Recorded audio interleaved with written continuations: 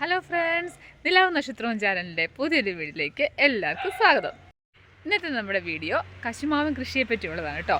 ഭയങ്കര യൂസ്ഫുൾ ആയിട്ടുള്ള വീഡിയോ ആണ്. അത് സ്കിപ്പ് ചെയ്യാതെ എല്ലാവരും വീഡിയോ അവസാനം വരെ കാണണം കേട്ടോ. എൻ്റെ വീട്ടിൽ അത്യാവശ്യം നല്ല രീതിയിൽ കശുമാവൻ കൃഷി ഞാൻ ചെയ്യുന്നുണ്ട് കേട്ടോ. ഒരു 4 വർഷം മുമ്പ് 2 കശുമാവിൻ്റെ തൈ വാങ്ങിച്ച് നമ്മൾ വെച്ചിട്ടുണ്ടായിരുന്നു. എന്താ ഒരു കാര്യത്തിന് ഇറങ്ങുമ്പോൾ നമ്മളൊന്ന് ഡോസ് നോക്കണമല്ലോ, എങ്ങനെയുണ്ടെന്നൊക്കെ അറിയാൻ വേണ്ടി. അപ്പോൾ അത് നല്ല രീതിയിൽ നമുക്ക് വിളവ് കിട്ടിയത് 1.5 വർഷമായപ്പം നല്ല ഇഷ്ടം പോലെ കശുമാവ് അതിൽ പിടിച്ചു. ബഡ് തൈയായിരുന്നു വാങ്ങിച്ച് വെച്ചിരുന്നത്. അപ്പോൾ അത് കഴിഞ്ഞിട്ട് ഞങ്ങളൊരു 6 മാസം കഴിഞ്ഞതിന് ശേഷം ഒരു 10-80 തൈ അതിനുവേണ്ടി തന്നെ ഒരു സെക്ഷനൊക്കെ റെഡിയാക്കി ഒരു 80 തൈയൊക്കെ വാങ്ങിച്ച് വെച്ച് അത് ഒരു 1.5 വർഷമൊക്കെ ആയപ്പോൾ അതിലും ചെറുതായിട്ട് പൂട്ട് തുടങ്ങി. ഒരു 3.5-4 വർഷമൊക്കെ ആകുമ്പം ഈ കശുമാവ് ആകുമ്പോഴത്തേനും അത്യാവശ്യം നല്ല രീതിയിൽ നമുക്ക് വിളവ് കിട്ടുന്നൊരു സംഭവമാണ് കശുമാവൻ കൃഷി എന്ന് പറയുന്നത്. നല്ല വരുമാനം ഉണ്ടാവും. നമുക്കൊരു കെയറിങ്ങും വേണ്ട, ഒന്നും വേണ്ട. ജസ്റ്റ് കശുമാങ്ങ പറിച്ച് മാങ്ങ കഴിക്കുക, അതിൻ്റെ ആ നട്ട്സ് വരുന്നത് കൊണ്ട് കൊടുക്കുക, പൈസ വാങ്ങുക. ഇത്രയേ ഉള്ളൂ അതിലുള്ള പാട്. അപ്പം ഞാൻ ഡീറ്റെയിൽഡ് വീഡിയോയിലോട്ട് പോവാം. ശരിക്കും പറഞ്ഞാൽ വരത്തനാണ് കേട്ടോ. ഈ നമ്മുടെ 16-ാം നൂറ്റാണ്ടിൽ പോർച്ചുഗീസുകാർ വന്ന് നമ്മുടെ കേരളത്തിലിറക്കിയ പ്ലാന്റാണിത്. ഈ മണ്ണൊലിപ്പൊക്കെ തടയാൻ വേണ്ടി കൊണ്ടുവന്ന് നട്ട പ്ലാന്റായിരുന്നിത്. പിന്നീട് അതിൽ നിന്ന് വിളവൊക്കെ എടുത്ത് സംഭവം ഇപ്പം നല്ല ഹിറ്റായിട്ട് വന്നേക്കുന്നത്. ഇതിപ്പോൾ എൻ്റെ ഒരു 4 വർഷമായ കശുമാവാണ് കേട്ടോ. ഇതിൽ നോക്കി ഇതിലിപ്പോൾ നിറച്ച് പൂത്ത് നിൽക്കുവാണ്. എന്ന് വെച്ചാൽ ഇലകൾക്കൊപ്പം തന്നെ ഇതിൽ കായും ഉണ്ടെന്നുള്ളതാണ് രസം. കണ്ടോ, കാണാൻ പറ്റുന്നുണ്ടോ? ഇഷ്ടംപോലെ കായുണ്ട്. വലിയ മഴയൊന്നും ഇപ്പം പെയ്തിട്ടില്ല എന്നുണ്ടെങ്കിൽ ഇതെല്ലാം നമുക്ക് നല്ല സൂപ്പറായിട്ട് ഇതിൻ്റെ അകത്തുനിന്ന് ക്യാഷ്യൂനട്ട് നമുക്ക് അതിൻ്റെ അകത്ത് കിട്ടും. ഇതിൻ്റെ ഉണ്ടല്ലോ ബഡ് തൈ നമുക്ക് ഗവൺമെൻറ്റിൻ്റെ തന്നെ എല്ലാ നഴ്സറികളിലും ഉണ്ടാവും കേട്ടോ. എന്നാലും നമ്മുടെ ഗവൺമെൻറ്റിൻ്റെ കാഷ്യൂവിൻ്റെ നഴ്സറി ചെല്ലുവാണെങ്കിൽ ഒരു 40 രൂപയ്ക്ക് നമുക്കിതിൻ്റെ തൈകൾ ബഡ് തൈ നമുക്ക് കിട്ടും കേട്ടോ. മറ്റുള്ള ഫ്രൂട്ട് പ്ലാന്റ് ഒക്കെ നടുന്ന പോലെ അങ്ങനെ വലിയ കെയറിങ് കാര്യങ്ങളും ഒന്നും വേണ്ട. ഇതിനാണെങ്കിൽ വെള്ളം മെയിനായിട്ടുള്ള കാര്യം എന്നാന്ന് ചോദിച്ചാൽ വലുതായിട്ട് ജലസേചനം ഒന്നും ആവശ്യമില്ല കേട്ടോ. ഇതാണ് കേട്ടോ എൻ്റെ പറങ്ങാവിൻ്റെ തോട്ടമായിട്ട് ഞാൻ സെറ്റ് ചെയ്തേക്കുന്നത്. ഇതിൽ ഈ തൈ വാങ്ങിച്ച് നട്ടാൽ നമ്മൾ ആദ്യം കുറച്ച് ജസ്റ്റ് ഒന്ന് മൂട് പിടിക്കുന്നതിന് വരെ ഒരു 3 ദിവസമൊക്കെ കൂടുമ്പോൾ കുറേശ്ശെ ഒന്ന് നനച്ച് കൊടുത്താൽ മതി. അതിന് മൂട് പിടിച്ച് കിട്ടിയാൽ പിന്നെ നമുക്കങ്ങനെ വെള്ളം നനവിൻ്റെ ഒന്നും ആവശ്യം വരത്തില്ല. അത് തന്നെ അങ്ങ് കഴിച്ച് പിടിച്ച് പൊക്കോളും. 6 മാസം കൂടുമ്പം കുറേശ്ശെ വളമിട്ട് കൊടുത്താൽ ഇത് നന്നായിട്ട് വളമൊക്കെ വലിച്ചെടുക്കുന്നൊരു സംഭവമാണ്. നമ്മൾ ഒത്തിരി പറമ്പുകൾ ഇപ്പം വെറുതെ കിടപ്പുണ്ട്. ഇപ്പോൾ റബ്ബറൊക്കെ വെച്ചാലും അതൊക്കെ വെട്ടാൻ ആളില്ല, പാലെടുക്കാൻ ആളില്ല, ക്ഷീരടിക്കാൻ ആളില്ല എന്ന് പറഞ്ഞ് ഒത്തിരി എന്തിനു പറഞ്ഞു ഞങ്ങൾക്ക് തന്നെ കുറച്ച് സ്ഥലം അങ്ങനെ കിടപ്പുണ്ട്. എന്താ പറയുക, ഒരു യൂസേജും ഇല്ല കിടപ്പുണ്ട്. അപ്പോൾ അങ്ങനെയുള്ള സ്ഥലത്ത് ഇങ്ങനെയുള്ള സംഭവം കശുമാവൊക്കെ നട്ടു കൊടുക്കുകയാണെങ്കിൽ നമുക്ക് നല്ലതായിട്ട് വരുമാനവും കിട്ടും. പ്രത്യേകിച്ച് ഒരു കെയറിങ്ങിൻ്റെ ആവശ്യവും ഇല്ല.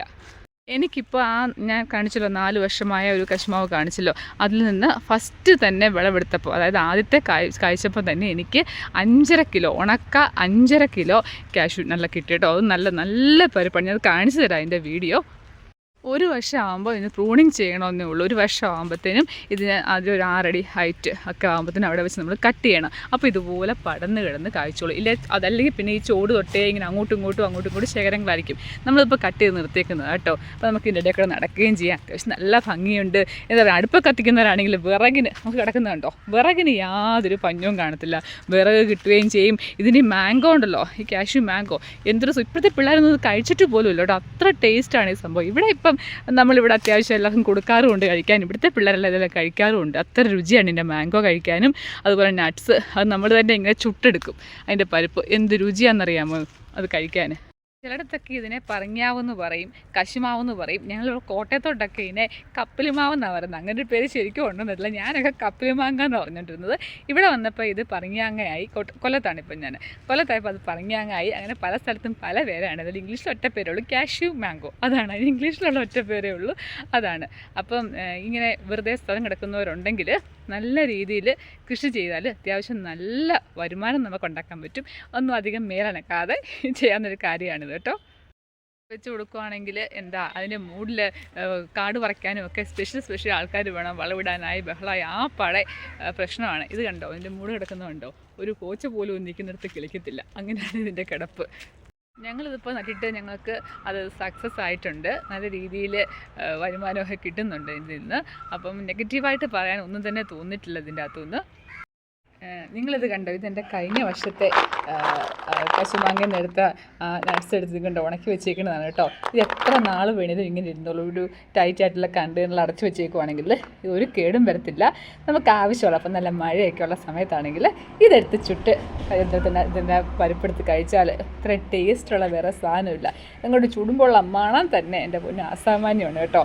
ഞങ്ങൾ അധികം ഒന്നും കൊടുത്തില്ല, കാരണം ഞങ്ങൾ ആ 2 മാവിൽ നിന്നുള്ളതെല്ലാം ഇതിനകത്തുണ്ട്. അല്ലാതെ കുറച്ചല്ലാത്തുള്ള മാവിൽ നമ്മൾ കൊടുത്തുള്ളായിരുന്നു.